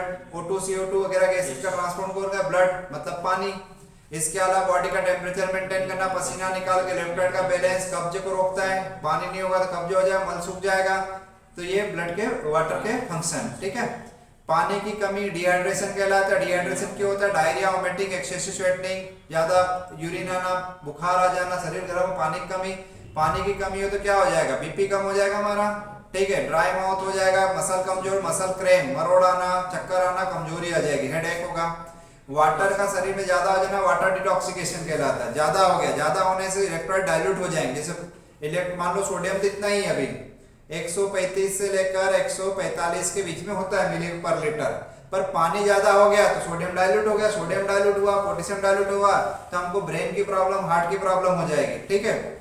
Coma, nausea, vomiting, hypernatremia, seizure, चक्कर आना, ये पानी का ज्यादा हो जाना। कारण क्या है, हार्ट की बीमारी या किडनी प्रॉब्लम होगी, पानी बाहर नहीं निकलेगा तो पानी क्या जाएगा, बढ़ जाएगा, ठीक है। तो ये वाटर बैलेंस कहलाता है, ठीक। आर्टिफिशियल राइपनिंग ऑफ फ्रूट्स, ठीक है। फ्रूट्स राइपनिंग ऑफ फ्रूट मतलब फलों का पकना, एक तो होता है नेचुरल, दूसरा आर्टिफिशियल। तो नेचुरल वाले तो अच्छे लगते खाने में, पर नेचुरल फ्रूट्स को जो पक गया उसको ट्रांसपोर्ट करना मुश्किल है, ट्रांसपोर्ट में खराब हो जाएगा, सड़ जाएगा, दब जाएगा। तो कच्चा वाला क्या हार्वेस्टिंग करते उसको फिर पकाया जाता है, तो पकाने में कुछ केमिकल डाले जाते हैं, उसको बोलते हैं हम आर्टिफिशियल राइपनिंग ऑफ फ्रूट, जो क्या करे फलों को पकाने में हेल्प करते, स्पीड बढ़ाते थे। एसिटाइलिन, इथाइलिन, कैल्शियम कार्बाइड, ये तो सुना ना, कार्बाइड बोर्ड, इटेबॉन वगैरह कुछ केमिकल, इनके शरीर पे क्या प्रभाव, यदि हम फलों को अच्छे से नहीं धोएंगे और ये केमिकल यदि हम खा गए तो हमको बहुत सारी बीमारियां हो सकती है। सबसे बड़ी बीमारी कैंसर, ये कार्बाइड से बहुत ज्यादा कैंसर होता है। फिर वोमिटिंग, डायरिया, बर्निंग सेंसेशन आंखों में, आंखें खराब हो जाना, पेट में छाले हो जाना, मेमोरी लॉस होना, मानसिक रोग, हार्ट की बीमारी, आपको जितनी बीमारियां सब लिख देना भाई, ये केमिकल खाओगे सब बीमारियां हो जाएगी। तो कार्सिनोजेनिक है। जैसे पेस्टिसाइड, पेस्टिसाइड क्या होते हैं, तो क्रॉप्स को बीमारियों से बचाने के लिए, इंसेक्ट से बचाने के लिए खेत में पेस्टिसाइड डाला जाता है। कौन कौन से डालते हैं, बहुत सारे 2-4 नाम है, डीडीटी, वेलाथियन, पैराथन, डर्सबान वगैरह डालते हैं। फायदा क्या होता है, तो प्रोडक्टिविटी बढ़ जाती है, प्लांट को बीमारियां कम होगी, फूड की क्वालिटी अच्छी दिखेगी आपको, ठीक है। बट ड्रॉबैक क्या है, इससे इनसे भी कैंसर होता है। देख रहे हो जिन एरिया में बहुत ज्यादा, पंजाब में जहाँ सबसे ज्यादा पेस्टिसाइड यूज होने वहां लोगों को बहुत कैंसर होने लगा, ग्राउंड वाटर खराब हो जाएगा, फूड के अंदर केमिकल आएंगे तो कैंसर होंगे। फिर बाकी वही सब चीज, सेम चीज है, आंखों में बर्निंग सेंसेशन आना, ये आना, हार्ट की बीमारियां, मानसिक रोग वगैरह सब होंगे। एनवायरमेंट में क्या होता है, water pollution, soil pollution, air pollution सब पड़ता है इससे। तो ये एक बार पढ़ लो सब में, आपको याद क्या रखना है, 2-2 केमिकल के नाम, बाकी तो याद है ना, ये भी बन जाएगा, ये भी बन जाएगा, आपको जितना लिखोगे सब सही है। जेनेटिकली मॉडिफाइड फूड, आजकल सब चीजें फूड कैसे आ गए, जेनेटिकली मॉडिफाइड आ गए। अच्छी क्वालिटी का बैंगन, अच्छी क्वालिटी का एप्पल, अच्छी क्वालिटी पपाया, क्या करा है, उसके प्लांट के जीन में कुछ मॉडिफिकेशन कर दिया, तो ये जो पौधा जो फ्रूट्स देगा वो बारिश कम होगी तो भी देगा, बारिश ज्यादा हो जाए, ठंड ज्यादा तो भी इसको बीमारियां कम होगी, वायरल इन्फेक्शन नहीं होगी, फंगल इन्फेक्शन नहीं होगी, प्लांट स्वस्थ रहता है। तो ये जेनेटिकली मॉडिफाइड कहलाता है। तो ऐसे जानवरों में भी ऐसे जेनेटिकली मॉडिफाइड क्रॉप्स भी आ गई है, खर्च कम लगता है, प्रोडक्शन बढ़ जाता है, ठीक है। तो फायदे क्या है, जैसे पपाया आ गई जेनेटिक मॉडिफाइड, सोयाबीन आ गए, गोल्डन राइस में प्रोटीन की वैल्यू बढ़ा दी, पोटैटो, एप्पल सब आ गए। फायदा क्या है, फार्मिंग कास्ट कम होगी, कम पैसे में अच्छा प्रोडक्शन मिल गया हमको, प्रॉफिट बढ़ गया, कुछ न्यूट्रिशन वैल्यू बढ़ा दी, उसकी यील्ड भी बढ़ गई है। फिर ये जो ड्रॉट वगैरह, बारिश वगैरह ज्यादा, उससे फसल को नुकसान नहीं होगा, इंसेक्टिसाइड उसको नुकसान नहीं करेगा। ड्रॉबैक क्या है, इनमें से भी कुछ के कारण cancer, allergy, resistance to antibiotic असर ही नहीं करेगी। डाइटरी सप्लीमेंट क्या कहलाते हैं, डाइटरी सप्लीमेंट कब देते हैं हम, जब हमारे शरीर में कुछ मिनरल, विटामिन की क्या हो जाती है, कमी हो जाती है, तो बाहर से हमको रिवाइटल वगैरह, कैप्सूल, ये सब खाते हैं, वो डाइटरी सप्लीमेंट कहलाते हैं। तो प्रोडक्ट विच कंटेन 1 और more dietary ingredient like vitamin, mineral, इनको सबको डाइटरी सप्लीमेंट कहते हैं, ठीक है। क्या करते हैं, तो डेफिशिएंसी को ठीक करना, न्यूट्रिशनल सपोर्ट देना, हेल्थ को प्रमोट करना, स्पोर्ट परफॉर्मेंस बढ़ जाता है, लोग सब च्यवनप्राश, स्टेरॉइड वगैरह लेने लग गए आजकल। तो फिर बोन को सपोर्ट करता है, हार्ट को सपोर्ट करता है, हम खाते हैं ना मेथी दाना वगैरह सब ये खा रहे हैं, क्यों खा रहे हैं हम, एक डाइटरी सप्लीमेंट है, ठीक है। फिर इम्यूनिटी को बढ़ा, च्यवनप्राश खा रहे हैं, वेट मैनेजमेंट करने में मदद आ रही है, ये सब डाइटरी सप्लीमेंट कहलाते हैं। अब ये वाला चैप्टर देखो बहुत बड़ा है, न्यूट्रिशन हेल्थ है ना, इसमें विटामिन बहुत अच्छे से पढ़ना है, न्यूट्रास्यूटिकल, डाइटरी सप्लीमेंट्स, ठीक है। फिर artificial ripening of fruits, pesticide, दो नाम याद करो, बाकी तो सब सेम। उसमें जेनेटिकल मॉडिफाइड में 2-3 एग्जांपल याद करो, ठीक है। बैलेंटाइट क्या है, मैक्रो माइक्रोन्यूट्रिएंट्स क्या होते हैं, वाटर का क्या रोल है, फाइबर डाइजेशन को इंप्रूव करेंगे, इम्यूनिटी को बढ़ाएंगे। छोटे छोटे बहुत सारे टॉपिक बनते हैं। यदि आप ये नोट्स में देखोगे इतना थोड़ा थोड़ा सा कर लो, इसको बड़े नोट्स से थोड़ा सा बढ़ा लोगे। मैं की नोट्स से अभी रिवीजन करवा रहा हूँ, ठीक है। अगला टॉपिक इसमें एपिडेमोलॉजी, एपिडेमोलॉजी ना नेक्स्ट टॉपिक इसमें एपिडेमोलॉजी और माइक्रोब एंड माइक्रोबियल डिसीज, ठीक है। माइक्रोब मतलब सूक्ष्म जीव, ठीक है, जिनको हम नेकेड आई खुले आंख से नहीं देख सकते, उसको देखने के लिए हमको माइक्रोस्कोप की जरूरत पड़े, उसको माइक्रोबायोलॉजी कहते हैं, साइंस ऑफ माइक्रोब्स। माइक्रोब कितने प्रकार के, यूकैरियोटिक और प्रोकैरियोटिक। प्रोकैरियोटिक के अंदर था बैक्टीरिया, बैक्टीरिया का स्ट्रक्चर, उसके अंदर न्यूक्लियस नहीं होता, न्यूक्लिक मटेरियल सही पड़ा रहता है। फिर वायरस, फंजाई वगैरह ये सब इसके टाइप्स कहलाते हैं। बाकी उधर डिटेल में देखें। अब आते हैं एपिडेमोलॉजी पे। एपिडेमोलॉजी क्या है, ठीक है, study of frequency, distribution, determinant of disease. एक पर्टिकुलर एरिया में बीमारी किस स्पीड से फैल रही है, बच्चों में ज्यादा हो रही है कि बड़ों में हो रही है, ठीक है, किसको नहीं हो रही, किस मोड से फैल रही है, उसको सबको पता लगाना, उसकी स्टडी करना एपिडेमोलॉजी कहलाता है। इससे क्या फायदा होगा कि हिस्ट्री पता होती कहाँ कहाँ ज्यादा फैला, फिर हमने उसको रोकने के लिए जो प्लान बना वो काम कर रहे कि नहीं कर रहे। इसलिए मास्क लगवाया ना कोविड में, ये जो टॉपिक पूरा पढ़ोगे इसमें कहीं ना कहीं कोविड के इर्द गिर्द घूमेगा, वहां से जो सीखा है उसको यूज करना है आपको कि क्या क्या रिस्क, कौन लोग रिस्क पे, तो बच्चों को कुछ नहीं हो रहा है, बूढ़े लोग ज्यादा रिस्क पे थे उस समय, फैलने का तरीका क्या था, तो ड्रॉपलेट इन्फेक्शन से फैल रहा है तो मास्क लगाना कंपलसरी था। ये स्टडी करने के बाद ये सब चीजें बनाई गई है। अब एपिडेमिक, पेंडेमिक और एंडेमिक क्या होता है, एपिडेमिक, पेंडेमिक और एंडेमिक। तो अभी कोविड क्या है, पेंडेमिक है, जब कोई बीमारी वर्ल्ड वाइड फैल जाए ग्लोबली, जिसको क्या बोलते हैं, पेंडेमिक। कोई बीमारी शुरुआत में एक स्पेसिफिक एरिया में ही फैल रही है तो उसको क्या बोलते हैं, एपिडेमिक। तो large number of people are animal suffering from the same disease at same time. अभी लंपी वायरस हुआ तो क्या करेगा, एपिडेमिक कहलाएगा, पर्टिकुलर एरिया में, गांव में फैला था, एपिडेमिक। एक बीमारी शुरुआत में कोविड भी क्या था, एपिडेमिक था, बाद में क्या हो गया, पेंडेमिक। और यदि वो बीमारी परमानेंट कहीं पर रह जाती है तो उसको क्या बोलते थे हम, एंडेमिक बोलते। तो मलेरिया जैसे ये एंडेमिक है, ये रह गया, एंड हो गया, यही रह गया, खत्म ही नहीं हो रहा था, एंडेमिक। पेंडेमिक मतलब वर्ड है, तो कोविड-19 के पेंडेमिक है, ठीक है, महामारी हो गई हो। बीमारियां कैसे फैलती है, मोड ऑफ ट्रांसमिशन, तो डायरेक्ट कांटेक्ट से कुछ बीमारियां छूने से फैलती है, ड्रॉपलेट इन्फेक्शन से कोविड-19 वगैरह, ड्रॉपलेट इन्फेक्शन। फिर इनडायरेक्ट, पानी के कारण फैल रहा होगा, मच्छर के कारण फैलेगा, मच्छर के कारण वेक्टर बोर्न मतलब मलेरिया हो गया, स्वाइन फ्लू हो गया, एयरबोर्न, व्हीकल बोर्न, टाइफाइड वाइफाइड सब गंदे पानी से फैलता है, फोमिट बोर्न, जो हमने जो आर्टिकल यूज किए उसके कारण थे, मोड ऑफ ट्रांसमिशन कहलाता है। वाटर बोर्न डिसीज किसको बोलते हैं, गंदा पानी पीने से कंटामिनेटेड, जिसमें माइक्रो उसको पीने जो बीमारी होती है उसको हम क्या बोलते हैं, वाटर बोर्न डिसीज, जैसे कोलेरा, टाइफाइड, एमोबेसिस, ठीक है। माइक्रोब्स क्या है, माइक्रोब्स किसके, माइक्रोबायोलॉजी।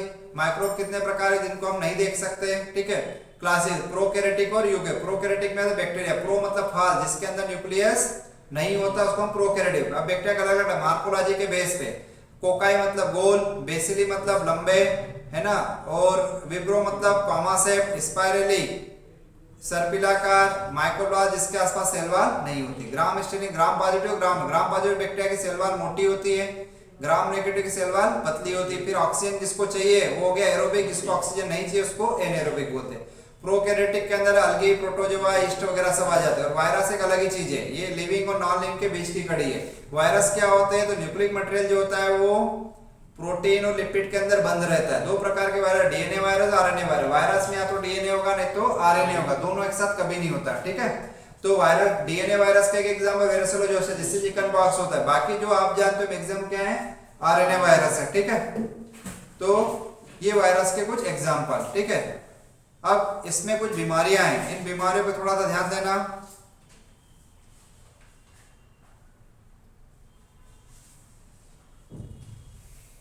पढ़ने का तरीका, एक चार्ट दिया मैंने 27 डिसीजेस में।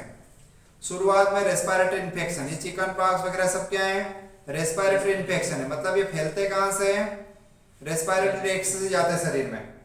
बॉडी मतलब सर्दी खांसी तो करेगा भाई, फेफड़े में इन्फेक्शन हो रहा है, इसके अलावा हो सकता है बॉडी के दूसरे ऑर्गन को भी अफेक्ट करेगा, पर इसकी शुरुआत, इंक्यूबेशन कहां से शुरुआत होती है, इसके लंग्स से, इसलिए इसको क्या नाम दे दिया हमने, रेस्पिरेटरी इन्फेक्शन। तो चिकन पॉक्स बच्चों में होता है, जनरली आपने देखा होगा, छोटे छोटे स्किन पे रैशेस हो जाता है, बुखार आ जाता है। तो क्या क्या दे रखा है इसमें, causative agent, sign and symptom मतलब उसके लक्षण, मोड ऑफ ट्रांसमिशन मतलब कैसे फैलता है दूसरों में, एक से दूसरे को फैलना, प्रिवेंशन मतलब बचाव, किसका बचा? बाकी लोगों का। ठीक है, तो वेरिसोला जोस्टर से होता है। विजेड वायरस देख दो तो क्या होगा, आपको देखा है। अब ध्यान देना, ये मैक्सिमम क्या है, वायरल इन्फेक्शन है। सुनना ध्यान से, जब भी कोई वायरल इन्फेक्शन होता है क्या होता है, आपको बुखार आएगा। इन्फेक्शन होगा तो पहले सबसे पहला क्या होगा, बुखार। बुखार के साथ में हाथ पैर दर्द करेंगे। बुखार के साथ में क्या होगा, हाथ पैर दर्द करेंगे, थकावट सी महसूस होगी। तो 3-4 सिम्टम सारी माइक्रोबियल डिसीज में सेम है, कॉमन रहते हैं। बुखार आएगा, हाथ पैर दर्द करेंगे, मसल एक होना, थकावट महसूस होना, खाना खाने की इच्छा नहीं हो, लॉस ऑफ एपेटाइट। आपको ऐसा लगता है बीमार है तो ज्यादा खाऊं, कम खाते हैं ना। बीमार है तो घूमने फिरने की इच्छा होती है, बेड पे बैठते सोते नींद आते। इन्फेक्शन होगा तो बुखार आएगा ही आएगा। तो वायरल इन्फेक्शन में मैक्सिमम में सेम सिम्टम्स है, कुछ स्पेसिफिक होते हैं जिससे डॉक्टर उसको आइडेंटिफाई कर। जैसे बच्चे के शरीर पे रेशेस हो गए तो बोले चिकन पॉक्स हो गया इसको। अब ऐसी बीमारियां जो रेस्पिरेटरी ट्रैक्ट के थ्रू फैल रही है, मतलब हो रही है, तो वो सीधे ड्रॉपलेट इन्फेक्शन से ही होती है मैक्सिमम केस में। सब में एक जैसा ही लिखना है, person to person direct contact से। ड्रॉपलेट इन्फेक्शन से हो रहा है, चीखने से, खांसने से, तो ये हो गया। बचाव भी लगभग सेम है, हाथ पैर अच्छे से धोए, नोटिफाई करें। किसी के शरीर पे ऐसा कुछ दिख रहा है तो हाँ इसको हुआ, तो बाकी लोगों को बताओ कि भैया नोटिफाई कर दो ये बच्चा बीमार है, इस घर में कोविड का पेशेंट है, मेरे को ये बीमारी है तो मेरे से दूर रहो। बाकी लोगों को समझाना चाहिए, नोटिफिकेशन कहलाता है। अवॉइड कांटेक्ट, बाकी लोगों को वैक्सीन लगवाएं, पेशेंट जब तक ठीक नहीं उसको आइसोलेट रहे रोगों से, और बाकी लोगों को एजुकेट करना है। इन सबको अलग अलग लाइन में लिखो। मैं फिर बोला, एक डिसीज को अच्छे से पढ़ो, सारे डिसीज में आपको काम में आएगा तरीका। ये जो एक चार्ट ऐसा दिख रहा है बीमारी, एक डिसीज जो थे 4 नंबर की आएगी। अब इसको एक पेज पे ऐसे लिखने जाओ। देखो चिकन पॉक्स में उसका कॉजेटिव एजेंट है ना, फिर उसका साइन एंड सिम्टम लिखे 2-4 लाइन में, फिर उसके मोड ऑफ ट्रांसमिशन लिखा, फिर उसका प्रिवेंशन लिखा। आराम से 1.5 पेज का कंटेंट हो गया। ठीक है, हाँ वैक्सीनेशन स्पेसिफिक है। अब ये जो MMR वैक्सीन होता है 3 बीमारियों में एक साथ आता है, मम्स, मिसल्स, रूबेला। तो बार बार हम MMR वैक्सीन लिख सकते हैं 3 बार। कुछ वैक्सीन और याद कर लो। कोविड में कौन सा दिया, स्पुतनिक दिया, और कोवैक्सीन, कोविशील्ड। ठीक है, टीबी में BCG का वैक्सीन, पोलियो के लिए पोलियो का वैक्सीन, फिर एक DPT होता है, डिप्थीरिया, टेटनस, पर्टूसिस। तीनों में काम है, 3 बीमारी में सेम वैक्सीन लिखना है आपको। बाकी तो वही नोटिफिकेशन, आइसोलेशन है ना, हेल्थ एजुकेशन सब में लिखना है। भीड़ भाड़ से बचो, दूर रहो, नोटिफाई करो, सबका प्रिवेंशन, हाथ अच्छे से दो तो बीमारियों से बच जाएंगे। तो हमको प्रिवेंशन मैक्सिमम का याद हो गया। जिसका वैक्सीन का नाम है उसका लिख देना, जिसका नहीं मालूम कोई दिक्कत नहीं। मोड ऑफ ट्रांसमिशन लगभग सबका सेम है। देखो कुछ बीमारी अलग है, बता। एड्स, हेपेटाइटिस वो कैसे फैलता है, सेक्सुअल इंटरकोर्स से, ब्लड ट्रांसफ्यूजन से, तो वहां थोड़ा सा अलग लिखना है। बाकी बीमारी में तो एक जैसा लिखोगे ना। टीबी के बारे में बहुत ज्यादा जानते हैं हम, केमिस्ट्री सोशल सब जगह पढ़ा है। माइकोबैक्टीरियम ट्यूबरकुलोसिस नाम के बैक्टीरिया से सर्दी खांसी है ना, खांसी होना, उसमें बलगम का आना, लंबे समय से क्रोनिक कफिंग, लंबे समय से खांसी आएगी, चेस्ट पेन होना, बुखार आना, रात में पसीना आना, वेट लॉस हो जाना, क्षय रोग भी बोल देते हैं इसको। ठीक है, ड्रॉपलेट इन्फेक्शन से इनसे फैलता है। नोटिफाई करो लोगों को। पेशेंट का उसको मास्क लगाना है हमको, उसका बलगम प्रॉपर डिस्पोज करना है, ऐसे कि फेंकना नहीं है। बाकी को BCG वैक्सीन दवाइयों के नाम लिखो केमिस्ट्री में, फर्स्ट लाइन रखो, रिफाम्पिसिन, आइसोनिया, पैराजिन, थाम्बुटाल वगैरह सब। बढ़िया एक पेज का कंटेंट हो गया। ठीक है, पोलियो किससे होता है, पोलियो वायरस से होता है। इसमें जो शरीर होता है 2 पार्ट में बढ़ जाता है। ये सीधे मतलब देखो इंटेस्टाइनल इन्फेक्शन है, शुरुआत कहां से हुई है, इंटेस्टाइनल से। गंदा पानी पीने से पोलियो वायरस शरीर में जाएगा, पनपना शुरू हुआ। इसमें हमारा खराब क्या हुआ, CNS है ना, ब्रेन और स्पाइनल कार्ड को अफेक्ट करते, जिससे आधा शरीर पैरालाइज हो जाता है और आधा ना। अब देखा ना पोलियो के पेशेंट के किसी के हाथ काम नहीं करते, किसी के पैर काम, किसी का एक साइड का हाथ और पैर काम नहीं कर रहा, तो आधा बॉडी पैरालाइज, आधा नॉर्मल। ये पोलियो है। फैलने का तरीका देखो, गंदा पानी, फिशेज, मल वगैरह जो इन्फेक्टेड उसके कारण होगा। बचने के लिए वैक्सीनेशन, नोटिफिकेशन, आइसोलेशन ये सब लिखना है वहां पर। ठीक है, हेपेटाइटिस, गंदा खाना, गंदा पानी पियोगे उसमें वायरस होता है। इसके अलावा ब्लड ट्रांसफ्यूजन, माँ हेपेटाइटिस पॉजिटिव तो बच्चे को भी हो सकती है। बचने के लिए क्या करें, किसी ब्लड वगैरह को कांटेक्ट नहीं करें, निरोध लगाएं, वैक्सीन लगवाएं सबको। ठीक है, टूथब्रश, रेजर वगैरह सब शेयर नहीं करना चाहिए। हस्बैंड पॉजिटिव तो वाइफ को बता दे, वाइफ पॉजिटिव को बताना चाहिए, इलाज करवाना चाहिए। कोलेरा, जैसे आज कोविड एक महामारी, ऐसे पहले ये था हैजा, विब्रो कोलेरी नाम के बैक्टीरिया होते हैं, गंदे पानी के अंदर पनपता है। तो कंटामिनेटेड वाटर, ठीक है, शहर से गंदा पानी निकल कर नदी में गए, नदी के आसपास के पूरे गांव बीमार हो जाते, तालाब का पानी बीमार हो जाते थे। तो हैजे की बीमारी है। क्या आएगा, उल्टियां बहुत होती थी, उल्टी दस्त लगेंगे तो क्या होगा, बीपी कम हो जाएगा, मसल क्रैम्प आएगा, डेथ भी हो सकती है। बचने के लिए क्या करें, हमारे वाटर रिसोर्स को प्रोटेक्ट करें, फ्लाइज कंट्रोल, सीवेज ट्रीटमेंट, शहर का गंदा पानी सीधे नदी में नहीं मिला उसको ट्रीट करके मिलाए, लोगों को वैक्सीन लगाए, नोटिफाई करे वे बीमारी हो रही पानी उबाल के पियो, पेशेंट को आइसोलेट, उसके मल यूरिन को प्रॉपर डिस्पोज करे। टाइफाइड भी सेम गंदे पानी पीने से होता है, अमेबेसिस गंदे पानी से पीने से होता है, ये सब इंटेस्टाइनल इन्फेक्शन है। फिर आता है फूड पॉइजनिंग, ऐसा खाना जिसके ऊपर माइक्रोब्स या उसका टॉक्सिन्स को खा लोगे तब बीमार हो जाओगे।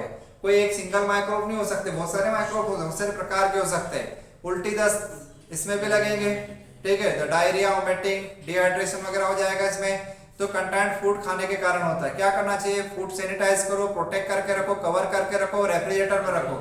खराब हो गया तो फेंक दो, खा मत जाओ, काजू कतली तो बोले खराब को भी खा लेना है, महंगी ले, ऐसा नहीं करना चाहिए। और पॉइजनिंग विद एंटी टॉक्सिन लगवाओ, ठीक है।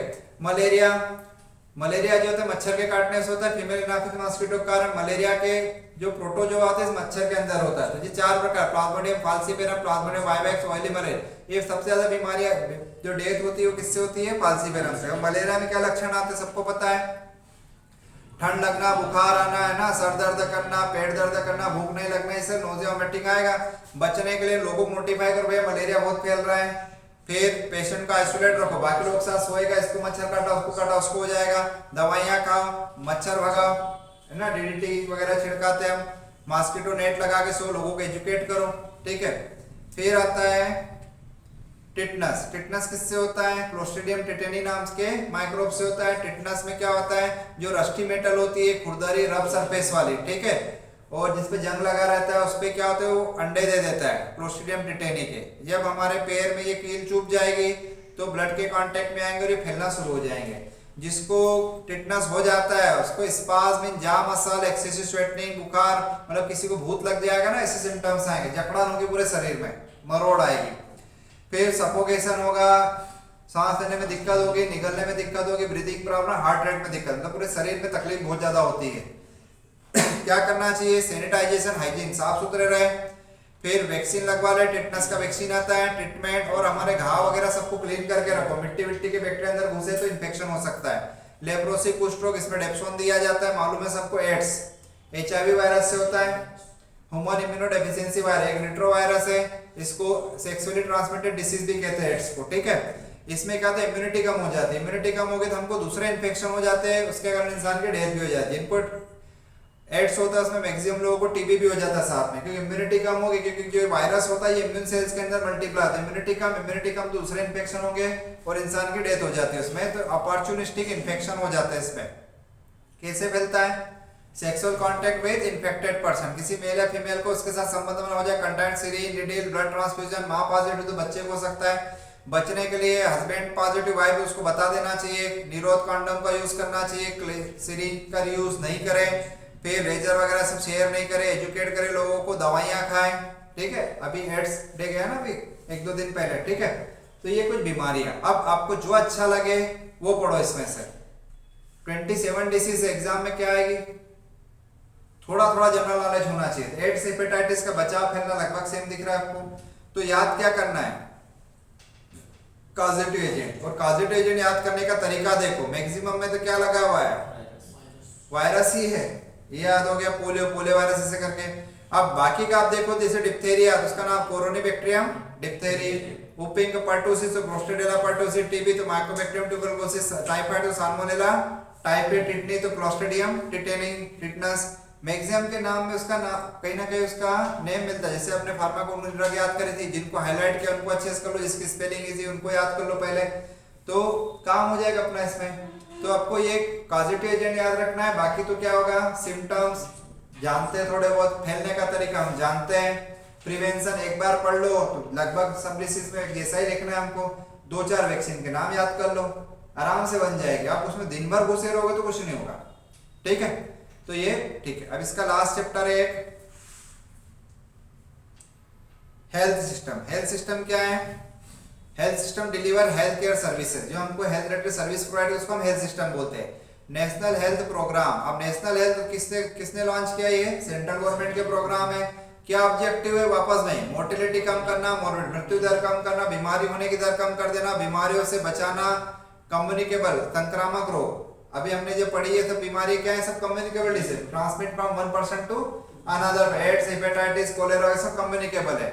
फिर कैंसर, डायबिटीज, ठीक है, ब्लाइंडनेस, ये क्या है, नॉन कम्युनिकेबल, जिसको उसी को रहेगा उसके बाद खाना खाने से हमको नहीं होती, ठीक है।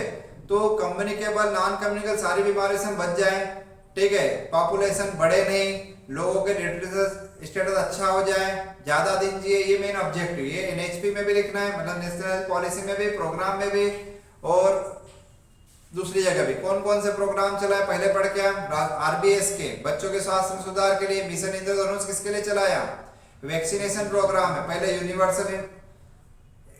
यूनिवर्सल वैक्सीनेशन प्रोग्राम, फिर मिशन इंद्रधनुष, फिर इंटेंसिफाइड, उसमें और वैक्सीन जुड़ते हैं, 5 साल के बच्चों को पूरा फ्री में वैक्सीन लगता है इसमें। मिड डे मील चला, मध्याह्न भोजन, उसमें अंडा मिल जाए, प्रोटीन मिल जाए तो बच्चों में कुपोषण की प्रॉब्लम ठीक हो जाए। पल्स पोलियो अभियान, 2 बूंद जिंदगी की, डोज याद हो गया, और रूट भी याद हो, ओरल रूट से देते हैं, ठीक है। एड्स कंट्रोल, ठीक है। National health mission, Ayushman Bharat योजना, 5 लाख का पूरा फायदा हो गया। फिर फार्मासिस्ट का क्या रोल है वहां पर, population based care, health education provide करता है, ये सब करता है जो शुरुआत में पढ़ के आए। फैमिली प्लानिंग में फार्मेको इकोनॉमिक्स क्या है, तो branch of it deals with study of cost benefit, cost effectiveness, cost minimization and cost of illness. Economics मतलब पैसे की बात कर रहे हैं हम, तो दवाइयों का जो बर्डन है लोगों पे कम से कम हो, ठीक है, कम पैसे में स्वास्थ्य की सर्विस सारी मिल जाए, उसकी स्टडी करना, उसके बारे में समझना, क्या कहता है फार्माकोनॉमी। इससे फायदा क्या होगा, fixing the price of new drug and generic दवाइयां, डीपीसीओ लिए गवर्नमेंट, सब लोगों को सस्ती दवाएं मिल जाए, ठीक है। Implementation new pharmacy service, clinical trial develop करना ना, नया ड्रग डेवलप करना, ट्रायल होना, जिससे लोगों को अच्छे दवाएं मिले, सेफ मिले, इफेक्टिव मिले, सस्ती मिले, ठीक है। To determine the cost effective vaccine plan, कम पैसे में सबको सस्ता वैक्सीन प्रोवाइड कर दे हम। हेल्थ प्रमोशन की सबकी जरूरत पड़ी। हेल्थ इंश्योरेंस क्या होता है, तो ये हेल्थ कवर होता है जो हम हॉस्पिटल में जाते हैं, डॉक्टर के कंसल्टेंसी चार्ज, सर्जरी का इलाज, सर्जरी का पैसा, मेडिसिन का, ये सब चीजें हमें रीइंबर्स हो जाते हैं। तो यदि हेल्थ इंश्योरेंस हमने करा लिया तो फैमिली पर जबरन का बर्डन नहीं बनता। एक परिवार में किसी को कैंसर हो गया तो पूरा परिवार गया, पढ़ाई लिखाई छूट जाएगी, बहुत ज्यादा बोझ बढ़ जाएगा, तो इकोनॉमी बिगड़ जाती है पूरी की। तो इंश्योरेंस करवा लो, फायदा हो गया। उसके बहुत सारे टाइप्स हैं, ठीक है। फैमिली हेल्थ इंश्योरेंस हो गया, critical illness, personal accidental insurance, senior person का, ये सब उसके टाइप्स हो गए। अब सिलेबस देखो वापस, इसमें भी बहुत सारी बीमारियां थी, मैंने उनको बोल्ड कर रखा है, इनको थोड़ा ज्यादा पढ़ लो, इनमें से भी कुछ ना कुछ क्वेश्चन आएगा ही आएगा। देखो पेपर बनाता हर चैप्टर से कुछ ना कुछ पूछता है ना, तो हमको सबसे थोड़ा थोड़ा पढ़ना है, ठीक है। तो जिनको बोल्ड करा उस पर ध्यान दो, और ये लेक्चर को थोड़ा अच्छे से सुनोगे तो आपको पूरा कवर हो जाएगा।